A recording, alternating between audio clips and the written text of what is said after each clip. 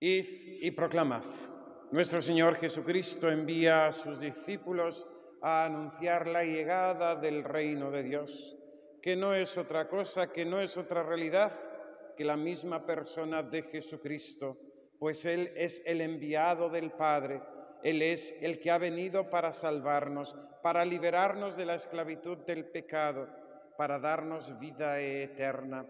Él es el que cura a los enfermos, el que resucita a los muertos, el que limpia a los leprosos y arroja demonios.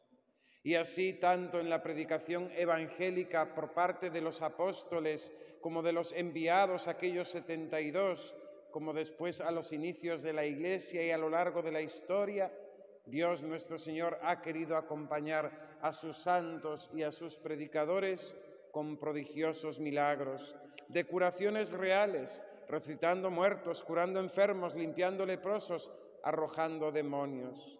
Sírvanos de ejemplo nuestro querido San Antonio, que tantos milagros realizó, incluso en vida.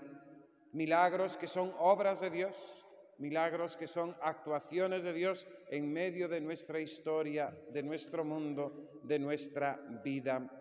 Dios nos envía y Dios acompaña a los que envía con su gracia, con su auxilio y con sus obras. Por eso hemos de tener la conciencia de que por el sacramento de la confirmación hemos sido constituidos en testigos, en heraldos, en apóstoles del Evangelio, cada uno lógicamente según nuestra vocación. Distinto es el testimonio, el apostolado que ha de hacer el sacerdote, que el que ha de hacer la religiosa de clausura, que ha de hacer el seglar en el mundo. Cada uno según nuestra vocación y según nuestro estado, pero todos hemos de hacer apostolado.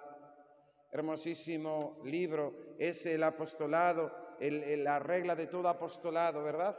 Cuya principal enseñanza es que el primer y más importante apostolado es el de la oración, ayudado junto con la penitencia, cosa que ustedes también pueden hacer porque, lógicamente, al profesar una vida de clausura no pueden ir ustedes por el mundo anunciando el Evangelio, sino que su anuncio es desde estas rejas, desde estas paredes de este monasterio, ofreciéndose a Dios nuestro Señor como hostias puras, santas y agradables en el sacrificio del altar de su vida monástica, ofreciendo a Dios alabanzas, pidiendo e intercediendo por el mundo, haciendo penitencia y ofreciendo a Dios nuestro Señor un sacrificio expiatorio por el pecado de la humanidad.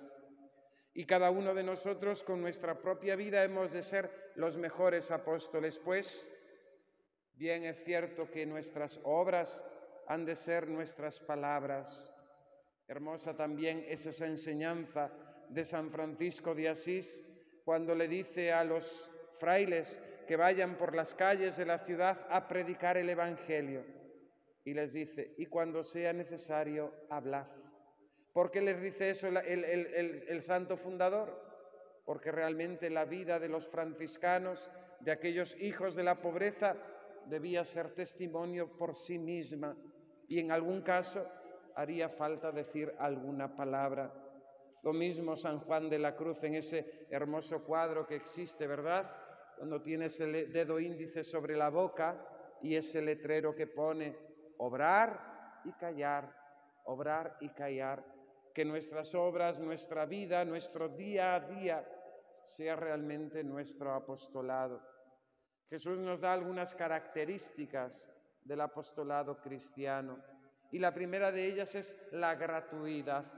Gratis lo habéis recibido, dadlo gratis. En ese sentido de que todo es gracia, que todo nos ha venido a nosotros por pura misericordia del Señor y nosotros hemos de entregarlo también a nuestros hermanos, a los hombres de hoy, con ese espíritu de gratuidad, de que aquello que hemos recibido nosotros sin merecerlo, por pura misericordia del Señor, lo hemos de compartir con ellos. La gratuidad, la confianza ha de ser otro de los rasgos del apostolado cristiano. Con ese despojo que el Señor nos invita a vivir, esa despreocupación por lo material, sabiendo que quien ha dejado padre, madre, casa, tierras, planes, por Dios y por su reino, recibirá 100 veces más en esta vida y la vida eterna, sabiendo que el Señor, que sustenta a los pájaros del cielo y viste a los lirios del campo, nunca abandonará a los suyos. En este sentido, otra de las características de este apostolado es caer en la cuenta de que puede haber la contradicción, el misterio de iniquidad. Cuando vayáis a una casa y os reciban bien, saludad con la paz y que quede allí la paz. Pero si no os reciben, la paz volverá a vosotros. La Iglesia, como cada uno de los cristianos en nuestro día a día, y sobre todo aquellas almas más apostólicas que se exponen continuamente a la predicación, a la enseñanza, a la ilustración de la fe, a la evangelización, participan también de esa misma contradicción que Cristo nuestro Señor quiso padecer, que es el rechazo, que es el no querer aceptar ese evangelio. Y por tanto no nos debemos asustar ni disgustar por los fracasos, sino que ello nos ha de unir más al corazón de Cristo, que a pesar de que no había posada para él, a pesar de que vino a los suyos y los suyos no le recibieron, el Señor no cejó en su obra, el Señor perseveró y perseveró hasta dar su vida por nosotros en la cruz. Y unas palabras para nosotros. Dice el Señor, aquel día le será más llevadero a Sodoma y Gomorra que aquella ciudad que no ha querido recibir el reino. Aquel día será más llevadero a Sodoma y a Gomorra que incluso si nosotros no hemos querido acoger el Evangelio. Es una invitación a la conversión, a abrir nuestro corazón, nuestros oídos, nuestra inteligencia cada día al Evangelio. Convirtámonos al Señor. Es la invitación también en la liturgia.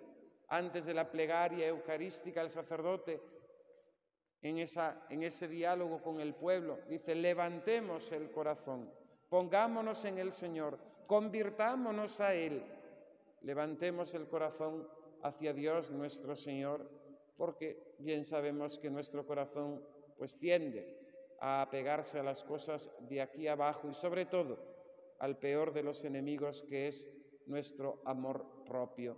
Levantemos el corazón al Señor.